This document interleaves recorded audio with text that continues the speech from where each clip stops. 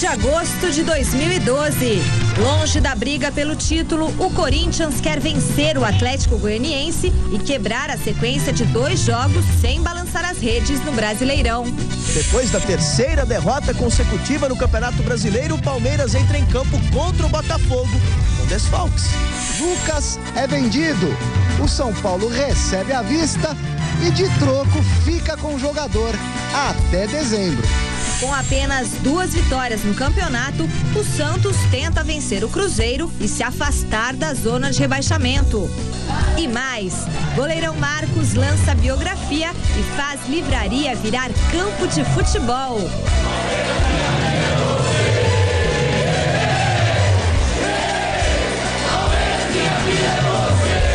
Seja bem-vindo, o Gazeta Esportiva começa agora. Olá, boa noite. O Gazeta Esportiva de hoje vai começar falando da maior transação da história do futebol brasileiro. A diretoria do São Paulo confirmou na tarde de hoje a venda do meio atacante Lucas para o Paris Saint-Germain pela quantia de nada mais, nada menos do que 43 milhões de euros, ou seja, pouco mais de 108 milhões de reais. Mas espera um pouco, a negociação não parou por aí não. O tricolor vai receber o dinheiro à vista e vai entregar o jogador só depois que o Campeonato Brasileiro acabar. Tá bom ou quer mais? Depois dessa, pode-se dizer que o São Paulo teve um dia com algumas outras novidades. Veja com ele, Alexandre Silvestre. A primeira novidade, sai o William José. Entra Cícero no time que enfrenta amanhã o Flu no Rio. É uma opção tática, tem um pouquinho em relação da parte técnica do último jogo, né? Que ele entrou bem. Depois que ele entrou no jogo, a nossa equipe, ela criou algumas jogadas interessantes. Tem uma jogada do fundo que ele foi, uma jogada, um cabeceio, então um pouquinho de parte técnica da entrada dele. E também um pouco da parte tática, estudando a equipe do Fluminense. A gente acha que é um jogador interessante para iniciar a partida. Outras novidades, Wellington e Canhete em fase final de recuperação física. E a grande novidade, cúpula reunida no CT nessa quarta-feira, incluindo o presidente Juvenal Juvencio, que aceitou o meu aperto de mão, mas não quis conversa comigo sobre Lucas. Pode sim, eu só não posso falar. A negociação com o Paris Saint-Germain gira em torno dos 110 milhões de reais. O São Paulo fica com 70% desse valor. E a venda está tão encaminhada que a diretoria do Tricolor já está atrás de um seguro para que Lucas defenda o São Paulo pelo menos até dezembro. Eu estou trabalhando com essa hipótese do Lucas ser negociado e ficar conosco, né? Se fica no elenco para treinar, é para ser utilizado. Eu acho que o título está em aberto ainda, né? Eu acho que ainda o São Paulo ele está ainda no páreo em relação ao título brasileiro e da Sul-Americana, e eu acho que o Lucas pode nos ajudar muito. Inclusive é um jogador que ele já está inscrito na Sul-Americana. Ney Franco já está escolado nessa matéria. Aliás, quem não está no futebol brasileiro? Aconteceu isso comigo no Flamengo, aconteceu isso comigo no Atlético Paranaense. No Atlético Paranaense eu estava na final de campeonato estadual, simplesmente foram negociados 3 jogadores meus na véspera de uma final de campeonato. Então, como a gente já tem histórias, né? Tem know-how ou experiência, né? A palavra certa, experiência nesse sentido, né? E esse tipo de negociação, eu acho que em todo clube brasileiro, o que acaba imperando no momento mesmo é a questão financeira e nesse caso específico, realmente a parte financeira é muito alta. A coletiva do Ney Franco terminou, porém os jornalistas continuaram no local, na esperança de um desfecho do caso Lucas. 3 horas depois, o vice-presidente do São Paulo confirmou a transação e corrigiu os números. 108 milhões de reais, 75% para o cofre tricolor, pagamento à vista. E de troco, Lucas fica no Morumbi até dezembro. A nossa situação financeira antes dessa negociação já era bastante confortável. Nosso clube tem superávites anuais desde 2003. Então, nós não temos nenhuma pressão de ordem financeira. Nós temos o nosso planejamento, vamos dar prosseguimento ao nosso planejamento, mas é óbvio que uma injeção de receita tão substanciosa nos permitirá fazer os vários investimentos no departamento de futebol, na unidade de negócio estádio e, obviamente, na unidade social. E com esse dinheirinho, acho que dá para consertar o microfone da sala de imprensa. Ou não dá? Alô, alô, alô, alô. Alô. Grande noite para você que acompanha o Gazeta Esportiva. É muito dinheiro, muito dinheiro. É a maior transação da história do futebol brasileiro. E detalhe, só nessa transação, só o Lucas, um jovem de 19 anos, vai ficar com 33 milhões de reais. Você já imaginou aí na sua casa esse dinheiro todo à sua disposição? 10% disso já resolveria a vida de muita, mas muita gente. O Lucas, obviamente, tem mérito nisso. Nasceu com esse dom de jogar futebol, dom que vem sendo lapidado, aprimorado a cada treinamento, seja no clube, seja na seleção brasileira, e que tem muito ainda a crescer. O Lucas é um jogador muito habilidoso, só tem como grande virtude justamente a habilidade, a capacidade de driblar, de deixar para trás os seus marcadores. Por outro lado, tem algumas deficiências que o próprio Emerson Leão já tentou cobrar do Lucas, que é o sentido de conjunto. Levantar a cabeça. O Mano Menezes na seleção brasileira também já cobrou tanto do Lucas como do Neymar. E é isso que o Lucas vai aprender definitivamente na Europa. Futebol é conjunto. Não adianta baixar a cabeça, prender a bola nos pés e sair driblando feito uma vaca louca. Na verdade, tem que ter a noção exata de que horas deve se driblar e de que horas deve jogar para o grupo. Então, essa transferência para a Europa, além da questão financeira que não se discute, é bom para todo mundo, é bom para o Lucas, é bom para o São Paulo. Do ponto de vista tático, eu não tenho a menor dúvida de que o Lucas vai crescer muito e como pessoa também. Jogar na Europa é uma outra história, com todos os jogadores que eu tive a oportunidade de conversar, que fizeram a maior parte da carreira, da história da carreira jogando no futebol europeu, praticamente com todos. Houve unanimidade. Jogar na Europa ensina muito. O Lucas vai bem cedo, vai poder aprender muito mais. Boa sorte para o Lucas e parabéns ao São Paulo pela transação que fez. Boa noite, Celso. Boa noite, Michele. Boa noite você em casa acompanhando o nosso Gazeta Esportiva. E aquilo que nós dizíamos ontem, né? Pelos valores que foram negociados, né? O São Paulo não tinha outra alternativa a não ser vender o Lucas. Um grande negócio fez o São Paulo, né? Ele dá um ganho muito grande no aspecto financeiro em todas as áreas, segmentos do clube, como disse a diretoria do São Paulo, o João Paulo, né, em termos de estádio, categorias de base, o social e o próprio departamento de futebol. O Lucas ainda é um jogador em formação, né? Eu concordo com o Celso, claro, tem um aspecto cultural que é extremamente importante, mas eu fico na torcida para que realmente a coisa possa evoluir de uma forma positiva ao Lucas, porque ele ainda é um jogador em formação. E claro que a exigência lá, a cobrança lá é enorme, um jogador que chega com essa cifra.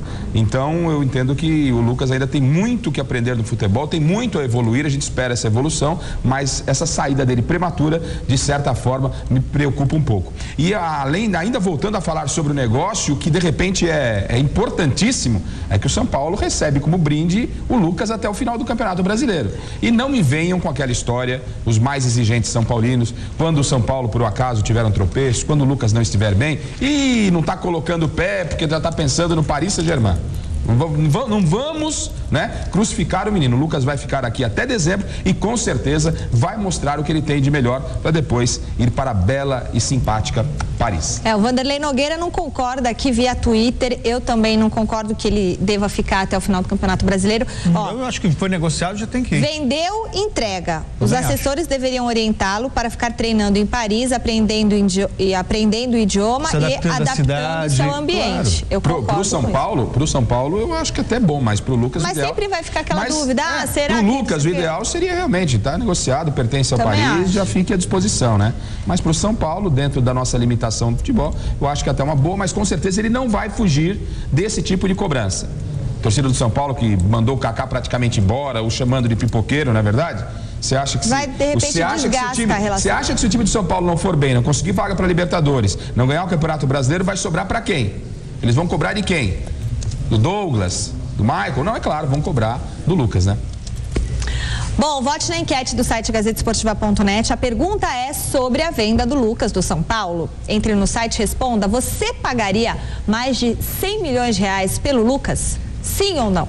Resultado no final do programa de hoje. Você pagaria, Celso, mais de 100 milhões de reais pelo Lucas? Não. Aliás, só está pagando o Paris Saint-Germain porque tem dinheiro cuja origem não é explicada. Essa é a questão. E daqui a 2 anos, vale lembrar que vai ter um regulamento na Europa e os clubes vai ter uma diferença de 45 milhões entre o que gasta e o que arrecada. Então, só de transações neste ano, o Paris Saint-Germain gastou quase 200 milhões de euros. 200 milhões de euros é muito, muito dinheiro. E tem mais 200 milhões para gastar. Mas, obviamente, se eu for dirigente de futebol, não pagaria esse valor. Eu também não pagaria, não. Investiria de uma outra forma, mas tem esse aspecto aí de que esse dinheiro está jorrando lá no Paris Saint-Germain. E eu, com toda essa grana, é o primeiro que estaria a documentação do meu carro. Tem umas multas aí que vão vencer aí, multas altas, né? Então, eu resolveria primeiro esse problema. Depois eu via que jogador eu comprava. Ontem, um shopping da capital paulista foi invadido por um mar de palmeirenses. Todos estavam reunidos por apenas um motivo: tirar uma foto, pegar um autógrafo ou pelo menos ver de pertinho o ídolo Marcos, que esteve presente no lançamento do livro que conta sobre a carreira dele. Nunca Fui Santo. Felipe Sboril mostra como foi. Uma história de glórias que agora foi eternizada em forma de livro. Nunca Fui Santo, a vida de um dos maiores ídolos da história palmeirense. O goleiro Marcos agora poderá ser lida por todos que o adoram. É a história da vida dele, não só a história como atleta, do Lençoense, da base do Corinthians a gente conta, do Palmeiras, da seleção, grandes vitórias como a Libertadores quando ele foi canonizado, grandes frangos como do Manchester United, e isso que faz do Marcos um ídolo. Ele é um cara absolutamente humano, né? E aquelas histórias com o humor dele que a gente tentou passar pro livro e nem sempre conseguiu. Mas até quem não gosta de futebol acaba gostando do livro porque é uma figura admirável. E tudo começou com um simples trabalho de faculdade que se tornou uma obra e tanto. A gente estava se formando, tem eu e mais 2 amigos, a gente começou a fazer uma pesquisa, viu que ia dar um livro legal, fizemos um livro e íamos lançar ele por uma outra editora, ia dar tudo certo. O Mauro Betting ficou sabendo, ligou pra gente, falou, vamos juntar o projeto. Dentro de campo, o goleiro Marcos era conhecido como Santo. Talvez com esse poder, ele tenha conseguido transformar uma livraria em um estádio de futebol.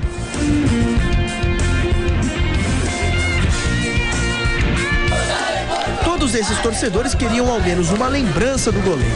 A paixão foi tanta que a maioria veio trajada a caráter, com a camisa de Marcos.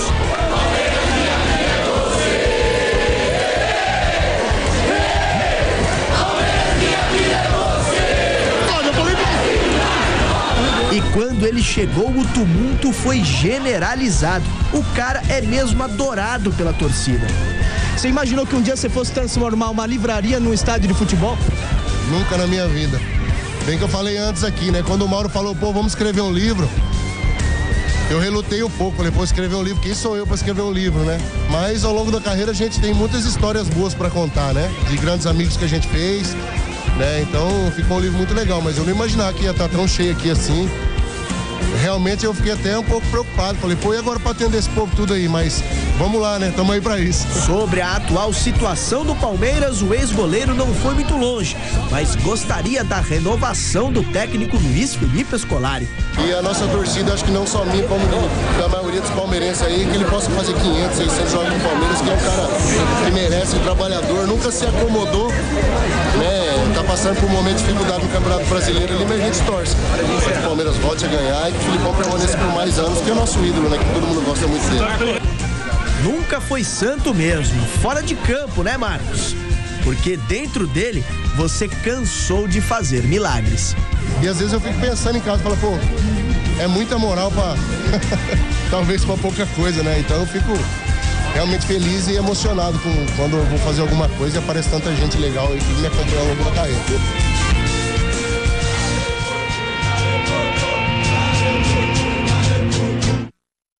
Bom, queria cumprimentar o Marcão, né? O Mauro Betting, parabéns aí pela iniciativa, pelo livro. Agradeço o convite. Ontem, por motivos profissionais, não pude comparecer, mas vou comprar o livro ainda hoje e com certeza o Marcos é merecedor de todas homenagens. As que já aconteceram e outras que deverão acontecer, porque realmente ele é, para mim e para a torcida palmeirense, não tenho nenhuma dúvida, um dos maiores, se não o maior ídolo da história desse clube, né? Com tudo que ele fez.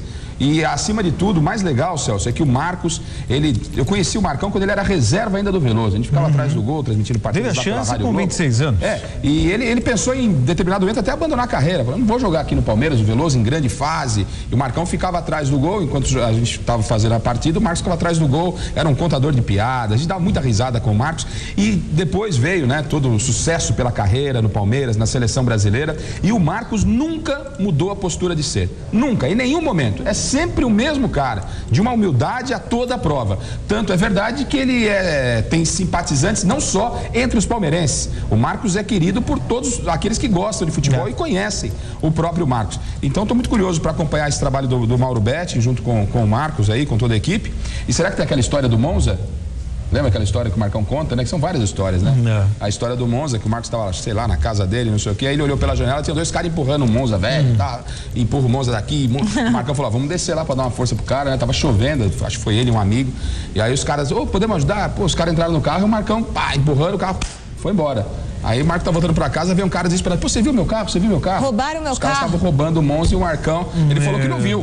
Só que ele sabia ele que deu uma mão. Indiretamente, o Marcão é tão gente boa que colaborou até com o ladrão. Um abraço, Marcão. O Marcos, eu ouso dizer que não é só um ídolo da torcida palmeirense. Eu acho que entre os goleiros dos últimos tempos, ele é o maior ídolo de todos os torcedores brasileiros.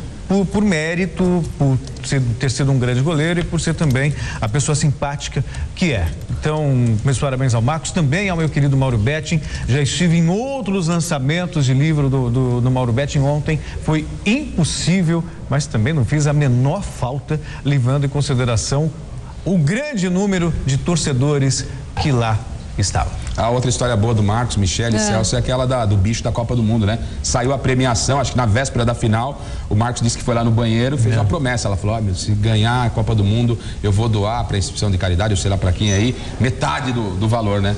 Do que eu tinha a receber como premiação. Aí ele saiu do banheiro, foi pro quarto, pensou um pouquinho, voltou, falou, pensando bem, metade também não, aí já é demais, né? Aí acertou uma outra porcentagem na promessa. Só o Marcão com essa aí. Uns 10%. Muito legal, né?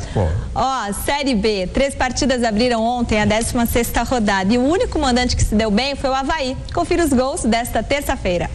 Em Floripa, o Avaí recebeu o ABC de Natal e Rodrigo Chiesen abriu o placar logo no início do segundo tempo, 1-0. Felipe Alves aumentou a vantagem do Avaí na partida, 2-0. A 2 minutos do final, Adriano Pardal descontou para a equipe potiguar. Mas nos acréscimos, de novo, Felipe Alves fechou a conta, 3-1 Avaí, placar final. Bragantino perdeu em casa para o até então lanterna Ipatinga. Chiquinho no primeiro tempo e Bruno Batata no segundo fizeram os 2 gols do jogo. O time paulista está a uma posição na zona do rebaixamento. 2-0 também foi o placar de América de Natal e Atlético Paranaense, na capital potiguar. Marcão foi o nome da partida, fazendo os 2 gols da equipe do Sul.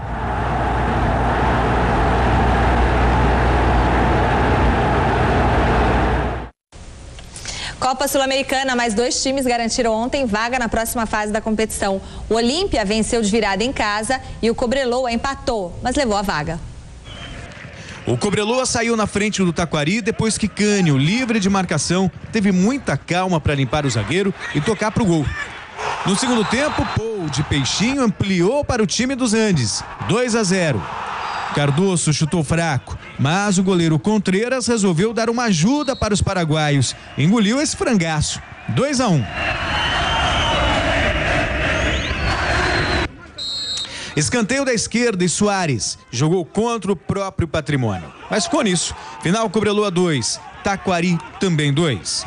A equipe chilena está classificada para a próxima fase por ter vencido a partida de ida por 1-0.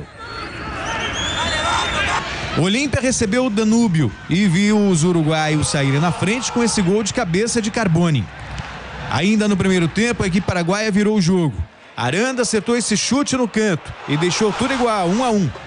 Aos 45 minutos, Salgueiro marcou este lindo gol. Final, Olímpia 2, Danúbio 1. Olímpia havia vencido a primeira partida pelo mesmo placar e está classificado para a próxima fase da Copa Sul-Americana. Jogos Olímpicos, a sonhada medalha de ouro ainda não veio, mas a vaga na decisão olímpica foi comemorada de um jeito bem brasileiro pelos jogadores da seleção. Nesta quarta-feira, para relaxar um pouquinho após a vitória sobre a Coreia do Sul, os atletas, a comissão técnica e os dirigentes fizeram um churrascão no hotel em que estão concentrados em Londres. Até o diretor de seleções da CBF, André Sanches, pilotou a churrasqueira e teve que ouvir brincadeiras dos jogadores. Depois da folga desta quarta, a seleção volta aos treinos amanhã. Na sexta, eles fazem o último treinamento antes da decisão, que acontece no sábado às 11 da manhã. Pelo menos o clima tá bom. Tá, ó, o Andrés pilotando a churrasqueira. Fácil, tal, pois é. Só um detalhe, hoje também saiu o ranking da FIFA.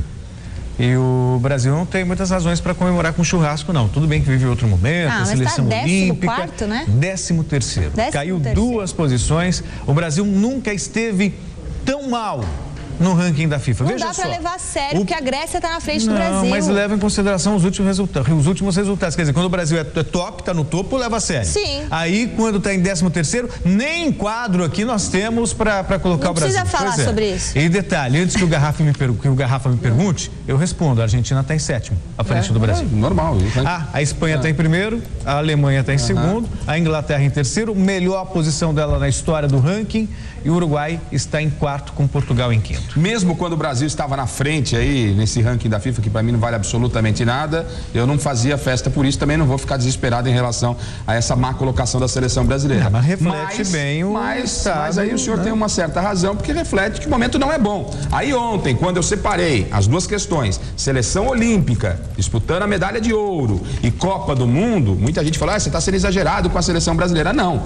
O quadro da seleção brasileira principal é preocupante em termos de Copa do Mundo. E esse ranking aí, meia boca, até esse ranking tem uma certa razão. Nesse momento aí, o Brasil está bem em baixa. E se a seleção festejou a vitória de ontem com um churrasquinho maneiro, um dos atletas da delegação da Bélgica passou da conta na comemoração e fez feio, viu? Depois de ficar apenas em 15º lugar na categoria Omnium, que engloba várias provas de ciclismo em pista, e na penúltima posição, por equipes na perseguição, o ciclista Guys van Eyck foi celebrar a estadia em Londres com os colegas em uma casa noturna, passou dos limites na bebida e não conseguiu escapar dos temidos paparazzis dos tabloides ingleses. Olha aqui, saindo carregado. Olha o estado da criança. Celso e Garrafa, será que ele achou que estava participando de jogos universitários ou de uma Olimpíada? Papelão, ainda mais para um atleta. Pega super mal isso. E acho que ele bebeu muito, foi cerveja, né? Porque babou na camisa e olha o estado da calça. Cerveja é diurético, né? Fez xixi na calça. É muita falta, senso de responsabilidade. Ridículo, nota 0. Por isso que não ganha nada, né? Não percebe-se. Infelizmente para o Brasil, o basquete masculino fez bonito, mas não conseguiu passar pelos nossos irmãos nas quartas de final. E o Celso ficou todo contente hoje. Na redação agora. Agora de brincadeira. Agora foi. E ele pediu para usar. Ele tá de azul. Ele tá de azul e me pediu para usar azul hoje. Que azul? Isso aqui é verde. Só não rolou um chupa hoje na redação. Olha aí, só não rolou, não rolou. Né? Tava para vir pro programa. Não vamos repetir aqui o que aconteceu num outro canal de televisão. Não vou brigar com vocês. Tá? Não vou brigar.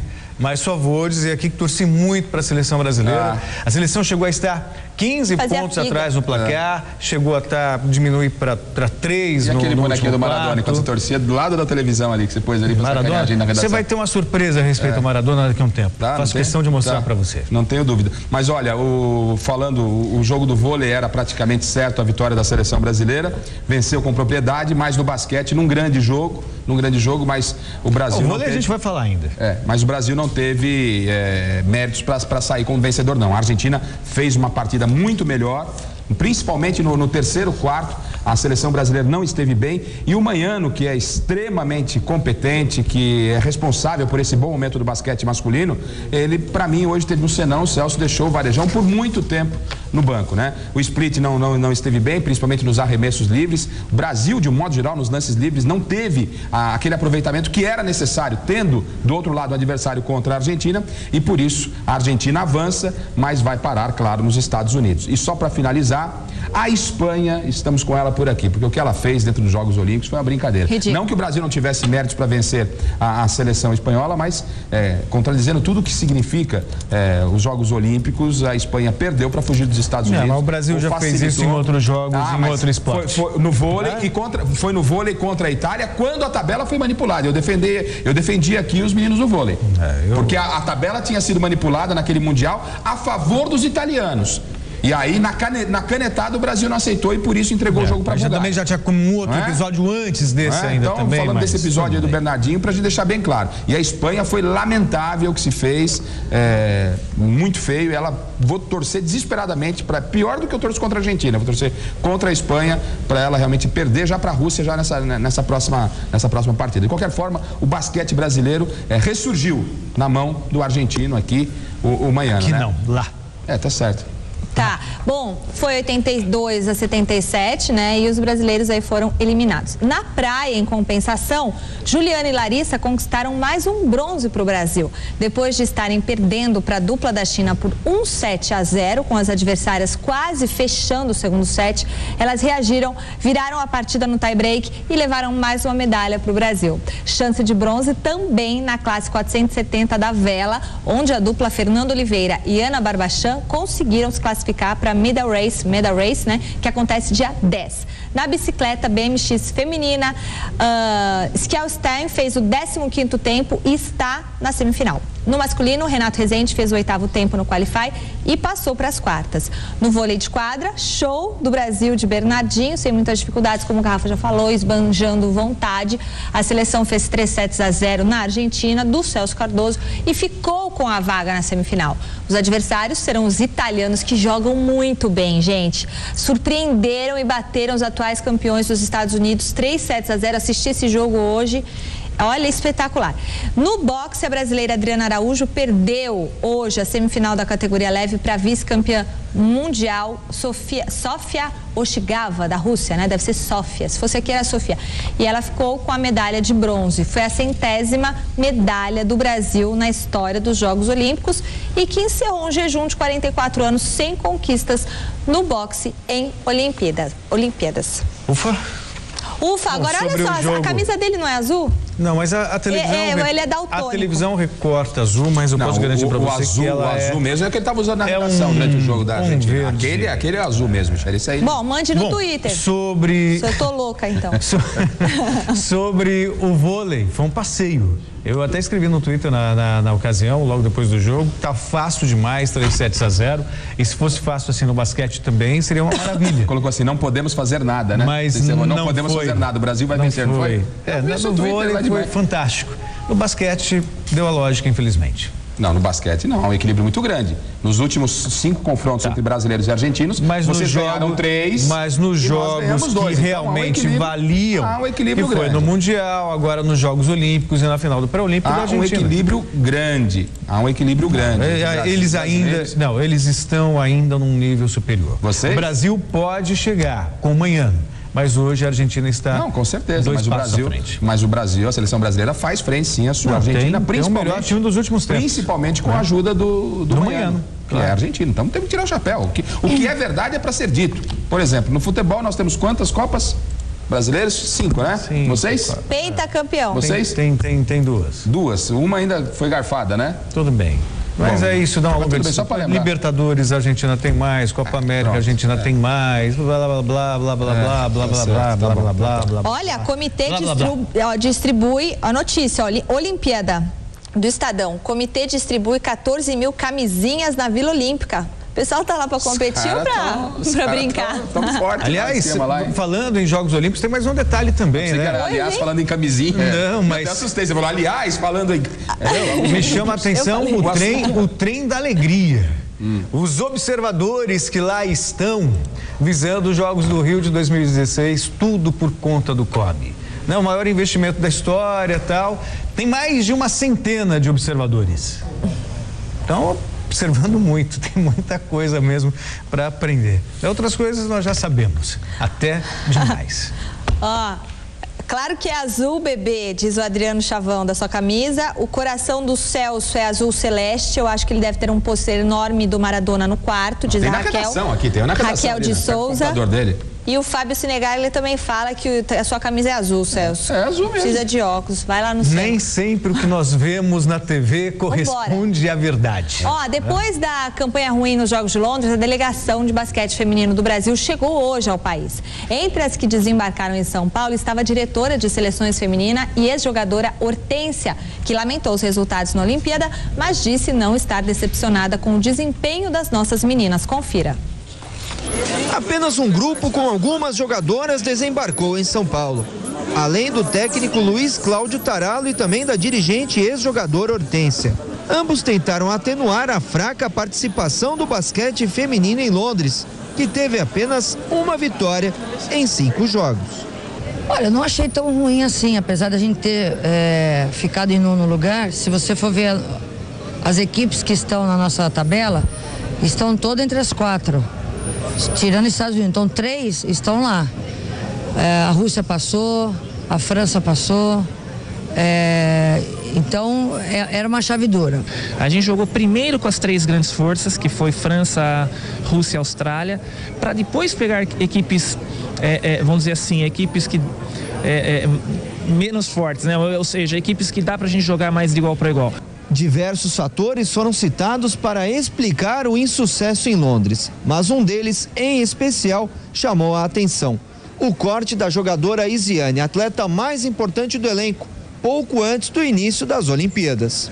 Foi muito duro para nós ter que tomar essa decisão, mas a gente tem que entender que isso aqui é o nosso manto sagrado e nós temos que respeitar esse manto sagrado.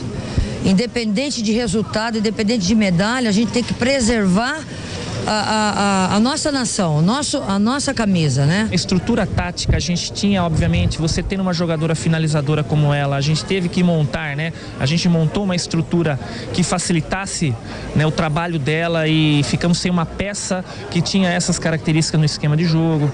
Se Isiane volta ou não à seleção, isso ainda é um grande mistério. Certeza é que o treinador vai conduzir o processo de renovação pensando na Olimpíada de 2016. A nossa preparação é para 2016. A gente queria ter ido bem também. Eu acho que a nossa equipe poderia ter desempenhado um pouquinho mais, mas eu acho que fez. Essa é a nossa realidade. O Taralo vai chegar em 2016 com uma Olimpíada de experiência, com o Campeonato Mundial, com uma Copa América, com o Sul-Americano, com o Pan-Americano. Então ele vai chegar em 2016 bem experiente. Era isso que a gente queria. Só um detalhe, seleção brasileira, Hortência, com todo o respeito que eu tenho a você, não é lugar de fazer experiência, né? O técnico da seleção brasileira não está preparado e não tem que pegar a experiência na própria seleção, não concordo com você. Intervalo no Gazeta Esportiva, daqui a pouco você vai saber o que o Corinthians quer fazer para atropelar o Atlético Goianiense no Pacaembu. O Palmeiras tem uma parada duríssima contra o Botafogo no Engenhão. E o Santos precisa vencer o Cruzeiro para afastar a crise. Rapidinho, hein? Voltamos já já.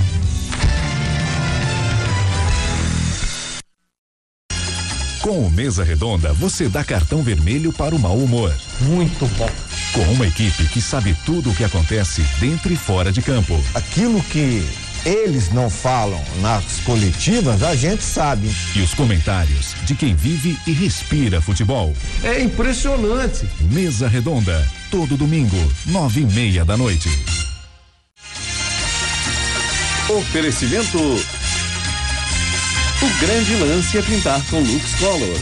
Cobre, rende e dura muito mais. Valtec, super manta líquida impermeabilizante. Novo Dovimen, 48 horas de proteção. Suportes Brasforma, fixação por qualidade.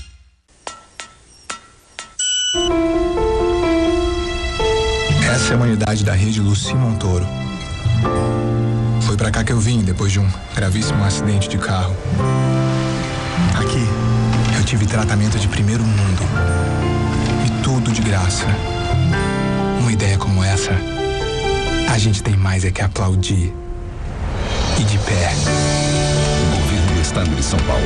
Grandes ideias. Compromisso com você. Quando um grande agito já toma conta das lojas, isso só quer dizer uma coisa. A Casas Bahia cortou os preços em todos os setores da loja. Garanta o presente do seu pai. TV 42 polegadas 3D com conversor digital por um preço absurdo. A partir de 1.790 à vista. Compre tudo sem juros e sem entrada. E tem DVD karaokê com entrada USB e microfone a partir de R$ 99,90 à vista. Tudo isso é Casas Bahia. Você está assistindo Gazeta Esportiva. André Sante, Rafael Marinho, Rodrigo Cáceres, Renato Tortorelli, Richard Godoy. Todo domingo, eles entram em campo com muita irreverência e dão cartão vermelho para o mau humor. Os Impedidos, todo domingo, 21h. Recuperar e preservar a memória de um país é trazer de volta à vida a história daqueles que ajudaram a construir uma nação.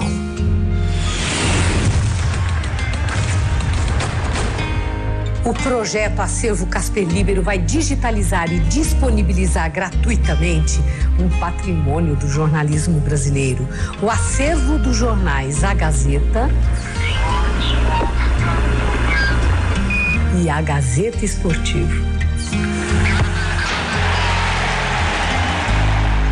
Também será recuperado o acervo de discos da Rádio Gazeta, que guarda mais de 78 mil exemplares de todos os gêneros. Ajude a preservar nossa memória. Patrocine o projeto Acervo Casper Libero. Fundação Casper Libero. Comunicação a serviço da sociedade. Boa noite, veja em instantes no Jornal da Gazeta. Ex-mulher de Cachoeira, acusada de ser laranja do bicheiro, afirma a CPI que bens são da época do divórcio. Perigo no transporte escolar. Blitz feita pela primeira vez pelo Instituto de Pesos e Medidas constata irregularidades em vans. Julgamento do mensalão. Advogados de 5 dos 38 réus expõem defesa de seus clientes diante dos ministros do STF. E ainda a guerra civil na Síria. Combates na cidade de Alepo se intensificam. Isolada há décadas na Serra da Cantareira, a comunidade de agricultores terá que deixar a área para dar lugar a um trecho do Rodoanel. O Jornal da Gazeta começa às 7h, logo após o Gazeta Esportiva. Até já!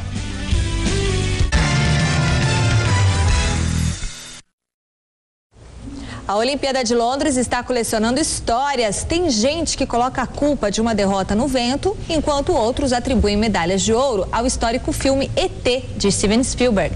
Vamos conferir mais notícias dos Jogos Olímpicos.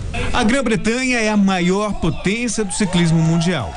Chris Hoy e Laura Trott são 2 representantes dessa elite e concederam entrevista coletiva hoje em Londres. A princesa do ciclismo, Laura Trott, ganhou 2 medalhas de ouro e ainda não acredita na conquista. É totalmente surreal para mim. Eu ainda não acredito que isso está acontecendo. Tenho apenas 20 anos. Eu realmente não consigo acreditar. Eu sei que fui bem no Mundial em Melbourne e pensei que, quem sabe, eu teria alguma chance de medalha na Olimpíada. É incrível ser campeã na frente de uma multidão e em casa. Já o garoto dourado do ciclismo britânico, Chris Hoy, vencedor de 6 medalhas olímpicas, afirmou que começou no esporte graças a um certo filme de Steven Spielberg. Eu me tornei um ciclista depois de assistir ao filme ET. Eu tinha cerca de 6 anos e nunca tinha visto uma bicicleta BMX. Hoje sei que não é como no filme, onde é possível fugir para o céu pedalando. Foi essa cena que me motivou. Eles estão fugindo da polícia e de repente começam a voar. Pouco depois ganhei uma BMX que me pôs no caminho onde estou.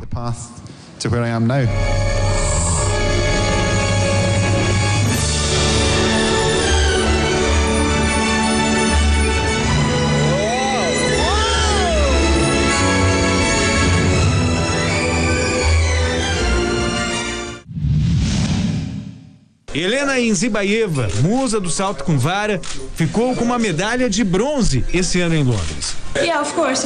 I would like to retire with a gold Olympic medal. Sim, é claro, eu gostaria de me aposentar com uma medalha olímpica de ouro. Os Jogos do Rio não vão demorar muito. 4 anos passam muito rápido. Depende do que é feito durante esse tempo. Eu vou disputar o Mundial em Moscou no ano que vem. Depois vou descansar um pouco, mas vou estar bem para 2016. É apenas um plano, mas tenho muita vontade de estar lá. Vamos ver com o tempo.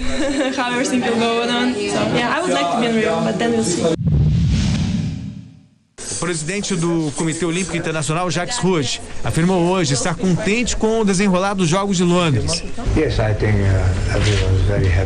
Sim, eu penso que estou muito feliz.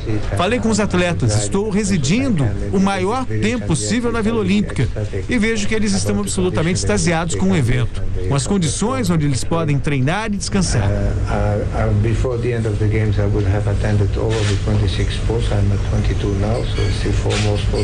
Até o fim das Olimpíadas, vou ter assistido os 26 esportes. Estou agora em 22. Faltam só mais 4. As federações estão contentes também com a organização. Tive uma reunião com as emissoras de TV e elas me mostraram um aumento da audiência, o que promove o esporte.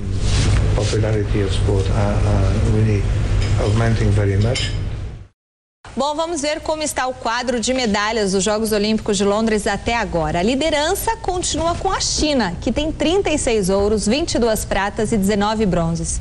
Em segundo, coladinhos, estão Estados Unidos com 34 ouros, 22 pratas e 25 bronzes. Os anfitriões da Grã-Bretanha mantiveram o terceiro lugar. 22 ouros, 13 pratas e 13 bronzes. Em quarto vem a Coreia do Sul com 12 medalhas de ouro, 6 de prata e 6 de bronze. Em quinto está a Rússia. Lembra, Celso, quando era só Rússia e Estados Unidos? Rússia e Estados Unidos. 11 medalhas de ouro, 19 pratas, 22 bronzes. E o Brasil ainda é o 24º colocado com 2 medalhas de ouro, 1 de prata e 7 medalhas de bronze, mas pode perder a posição para a Espanha, que disputa uma medalha de ouro neste instante no Taekwondo. O que você falou da Rússia é que, na verdade, na ocasião era a União Soviética. Lembra? Todas as repúblicas União da República Socialista Soviética. Contava a Ucrânia, contava, enfim, vários países, isso acabava aumentando o número de medalhas. A China está em primeiro e nós estamos na frente. O Brasil continua na frente também, né? Da Argentina? Da Argentina, normal, né? Vocês ganharam mais uma medalhinha, não? Não. Continua só naquele bronzinho lá? Não, teve mais uma medalha, teve mais um bronze hoje. 2 bronzes? Bem legal, parabéns. Campeonato Brasileiro, às 7h30 começa a 15ª rodada do Brasileirão. Confira os jogos. Bom, tivemos um pequeno probleminha técnico. Vamos falar do Cruzeiro, que chegou a ocupar a liderança do Campeonato Brasileiro, mas caiu de rendimento e agora está na 8ª posição com 23 pontos. Nesta quarta-feira, a Raposa vai tentar a reabilitação contra o Santos, na Vila Belmiro. O Cruzeiro está oscilando bastante nesse Campeonato Brasileiro. Na última rodada, perdeu em casa para a Ponte Preta e a imprensa mineira já comenta que o time está sentindo a pressão da torcida no estádio Independência. A gente jogando em casa, o torcedor quer sempre que a equipe jogue bem e vença. O torcedor esperava mais uma grande partida e a equipe não conseguiu, né? Então é ter tranquilidade, saber que a gente tem condições de estar sempre melhorando. A gente está jogando em casa, diante da nossa torcida, a gente quer a torcida do nosso lado. Se em casa não está fácil, o Cruzeiro vai tentar manter o bom retrospecto como visitante e procurar repetir no confronto com o Santos da Vila Belmiro as vitórias que obteve no Canindé contra a Portuguesa e no Engenhão contra o Botafogo. Eu acho que a equipe tem tudo para fazer um grande jogo, buscar a vitória fora de casa para conseguir os pontos que a gente está perdendo em casa, né? Isso aí é o mais importante. Vamos falar do Santos. O clima anda tenso na Baixada. A péssima campanha que coloca o Peixe na 16ª colocação no Campeonato Brasileiro, com apenas 2 vitórias em 14 rodadas. Nunca vi o Santos tão mal assim. Está conturbando o ambiente na Vila Belmiro. Muricy Ramalho começa a ter o trabalho questionado e os jogadores não conseguem encontrar explicações para a falta de vitórias.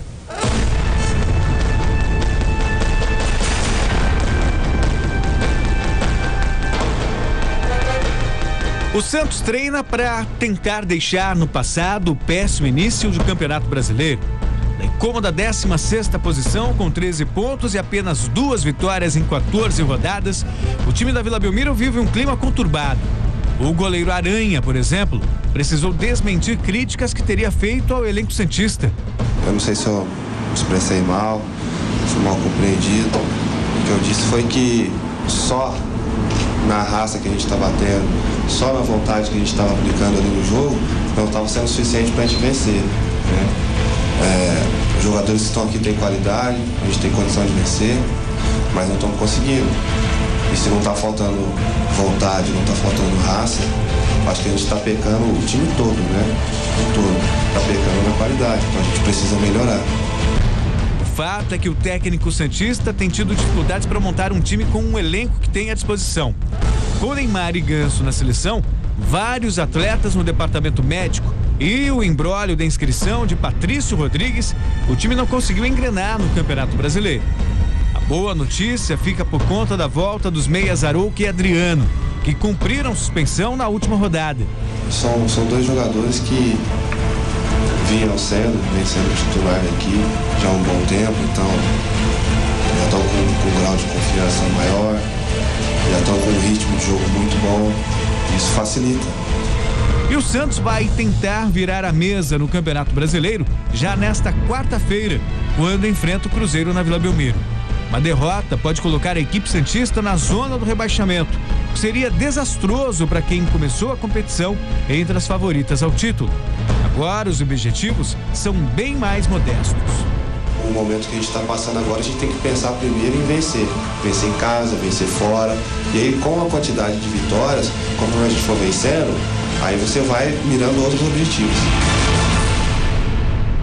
Bom, é muito fácil você questionar o trabalho do treinador quando as coisas não vão bem. O Muricy Ramalho, ele dispensa comentários e apresentações pelo currículo, por tudo que fez pelos clubes por onde passou nos últimos anos.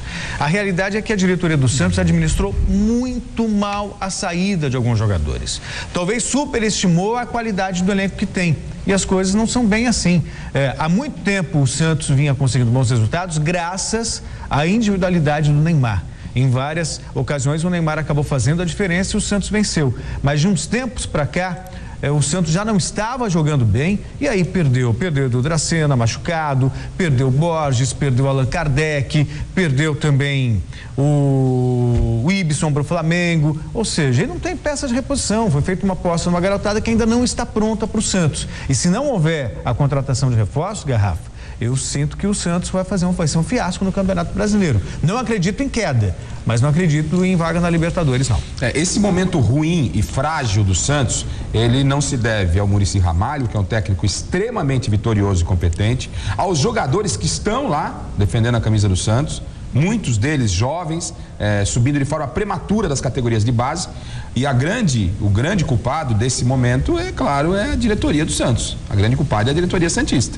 Não é verdade? Porque não fez planejamento, a gente cansou de elogiar aqui o presidente Luiz Álvaro quando se montou uma estratégia, uma engenharia financeira para se manter o Neymar no futebol brasileiro e no Santos. Mas e a manutenção do time, presidente? Problema sério. Bom, agora sim vamos falar de Campeonato Brasileiro. Às 7h30 começa a 15ª rodada do Brasileirão. Confira. Logo mais, às 7h30 da noite, o Sport enfrenta o Vasco na Ilha do Retiro. No mesmo horário, o Internacional recebe o Náutico no Beira-Rio. Às 8h30, o Corinthians pega um Atlético Goianiense no Pacaembu, enquanto o Bahia joga contra a Portuguesa em Pituaçu. Um pouco mais tarde, às 9h50, tem Santos e Cruzeiro na Vila Belmiro. O Figueirense tem confronto diante do Flamengo em Floripa. E o Palmeiras visita o Botafogo no Engenhão. Amanhã, às 9 da noite, em Minas, o Atlético Mineiro mede forças com o Coritiba. A Ponte Preta encara o Grêmio no Moisés Lucarelli. E fechando a rodada, o Fluminense tem pela frente o São Paulo em São Januário. Daqui a pouco, às 9h50, no Engenhão, o Botafogo recebe o Palmeiras pelo Campeonato Brasileiro. Com 23 pontos na classificação, o Alvinegro Carioca tem uma arma especial para garantir a vitória. O Botafogo acredita que a renovação do gramado do Engenhão vai ajudar o time a vencer o Palmeiras. Uma nova técnica de irrigação foi utilizada para deixar o local do jogo de logo mais um tapete. Além disso, o Fogão recebeu ontem um novo reforço, o uruguaio Lodeiro, vindo do Ajax. O jogador treinou com o time, recebeu elogios de Sidorf, se concentrou com a equipe, mas ainda não vai fazer a estreia hoje. O Palmeiras vai ter uma missão complicada daqui a pouco contra o Botafogo no Rio de Janeiro. Com sérios problemas para definir a equipe, além de uma sequência de 3 derrotas no Campeonato Brasileiro, Felipão vai trocar uma noite muito especial em preocupação para tentar sair da zona de rebaixamento. Reportagem de Felipe Sboril. O técnico Luiz Felipe Scolari completa nesta quarta-feira 400 jogos sob o comando do Verdão. Motivo de festa, mas é melhor deixar esse assunto de lado, até porque aqui as coisas não andam tão bem assim. As barreiras na vida do Verdão estão meio altas. O time sofreu a 3ª derrota seguida no Brasileirão e só para piorar mais um pouquinho está na zona de rebaixamento. E eu acho que a partir do momento que todo mundo começa a se doar, começa a criar uma responsabilidade muito maior do que o normal, eu acho que fica mais fácil. Que a gente embale aí, consiga numa sequência de vitórias o mais rápido possível, para a gente pegar e tentar brigar lá na frente. Não digo pelo título, porque pelo título é praticamente impossível. Mas eu acho que a gente tem possibilidade aí de enfrentar essas equipes que estão nas primeiras colocações e a gente tem todas as condições de sair com a vitória. Realmente não dá para entender. Não faz muito tempo o time comemorou o título da Copa do Brasil e agora está nessa situação incômoda. O que será que aconteceu, hein? O problema é quando tu ganha uma competição e aí tu acha que tu é melhor que todo mundo. E aqui a gente sabe que não. Aqui todo mundo sabe da importância que todos têm, mas todo mundo tem os pés no chão e mantém a humildade. Então, está na hora de unir mais ainda e tentar achar essa explicação e sair dessa situação. E ainda tem mais um pouco de notícia ruim. João Vitor está suspenso e desfalca a equipe do Palmeiras, assim como Valdívia e Márcio Araújo, que estão no departamento médico. E ainda no finalzinho do treino, Thiago Heleno tomou a famosa Paulistinha e saiu mais cedo. Então chega desse negócio de notícia ruim, vamos às boas. Daniel Carvalho volta ao time para enfrentar o Botafogo. Quem também retorna é Henrique. Chance para virar o jogo e sair desse problemão. Acho que é o resultado que está faltando, porque trabalhando no dia a dia, ter mudança dentro da partida, dentro dos jogos, a mentalidade ser diferente. Até porque não adianta, eu prefiro jogar mal e sair com a vitória do que ficar jogando bem e sair derrotado. E o pior de tudo, que hoje, além de ser derrotado, a gente vem jogando mal. Então, tá na hora de começar a ganhar, tá na hora de começar a vencer e jogando bem. Tá aí, Felipão. Quem sabe com esse negócio de jogo 400, a rapaziada não consegue essa vitória tão esperada. E que dessa vez a bola entre. Mas o Palmeiras não pode ficar vivendo única e exclusivamente da bola parada do Marcos Assunção, não é? O Felipão sabe muito bem disso, o grupo também, mas tem sido assim, tem sido uma constante no Palmeiras. E com todos os problemas que o Palmeiras tem, eu entendo que ele vai para um jogo extremamente difícil. Mais uma vez o Felipão não conta com quase, não vou dizer metade do elenco, mas perto disso, e aí fica difícil você arrumar o Palmeiras. Só que o campeonato, todo mundo sabe que é um campeonato longo e exigente, Celso.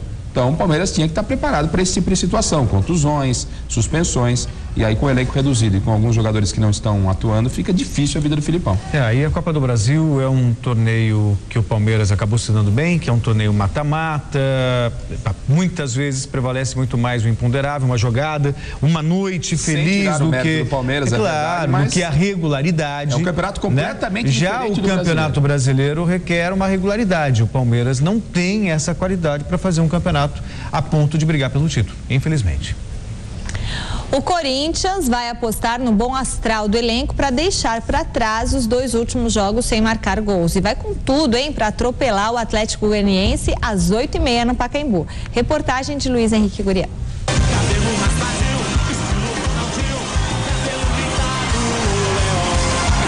Coisa linda. Gente, confesso pra vocês, é uma das coisas mais bonitas que eu já vi no futebol.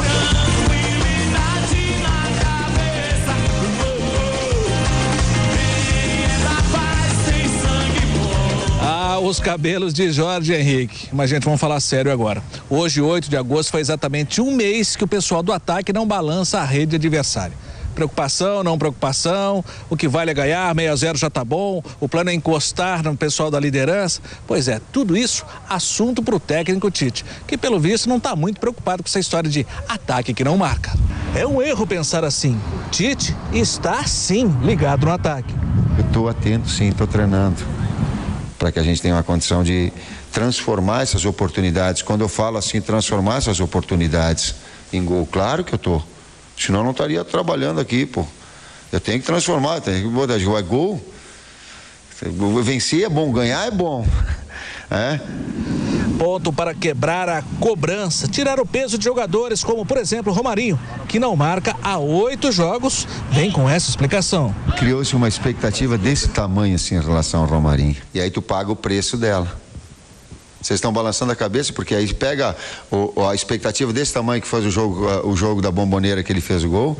Aí tu diz assim, agora todas que acontecerem ele vai ter que guardar. Alívio para Romarinho e lembrança de Douglas, ainda nos tempos de banco de reserva, que o treinador esperava mais. Ele poderia ter feito mais quando estava no banco, botar a faca entre os dentes, sim. Eu disse isso a ele. Poderia. Toda vez que se pega um time do rebaixamento, nessa situação, vem sempre aquela situação do vamos tomar cuidado, porque eles podem ressuscitar a qualquer momento, e segurar a euforia do torcedor que acha que vai pegar um time assim que vem massacre pela frente. Essa segunda, principalmente em relação ao torcedor, desse respeito que a gente tem que ter ao adversário, e não esquecendo de que nós estivemos lá e que a gente está, não é muito longe, a 5 pontos de distância. Então a gente tem muita consciência disso.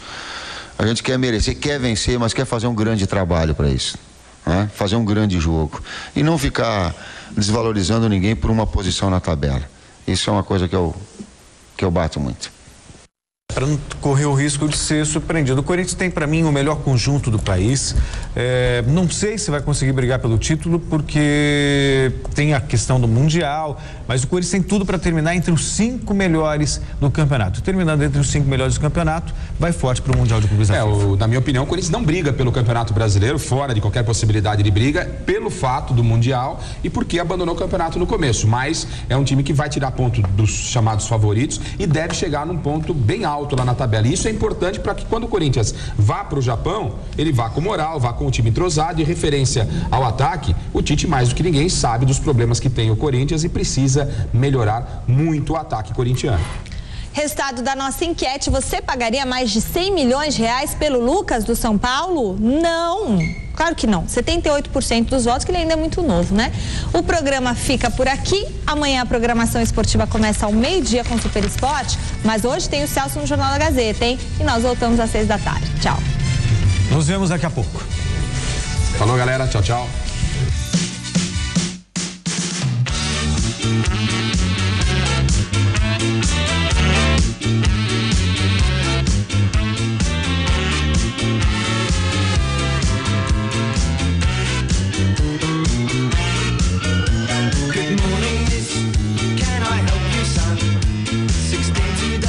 Com o Super Esporte você acompanha de perto cada lance do futebol. De segunda a sexta, meio-dia. Assista agora Jornal da Gazeta.